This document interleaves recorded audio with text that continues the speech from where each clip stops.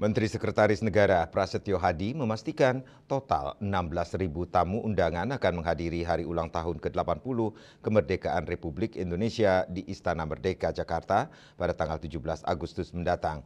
Prasetyo mengatakan rencananya pada setiap sesi pagi dan sore masing-masing akan dihadiri oleh 8.000 undangan.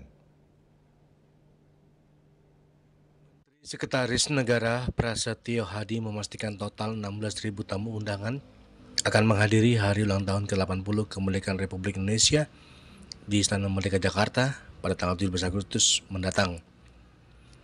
Prasetyo mengatakan rencananya pada setiap sesi pagi dan sore masing-masing akan dihadiri oleh 8.000 undangan. Prasetyo mengatakan terkait dengan busana saat mengikuti acara di istana, menjelaskan bahwa tamu undangan resmi diharapkan mengenakan pakaian adat seperti tahun-tahun sebelumnya. Sementara bagi masyarakat umum yang hadir, istana tidak mewajibkan masyarakat untuk mengenakan pakaian tertentu.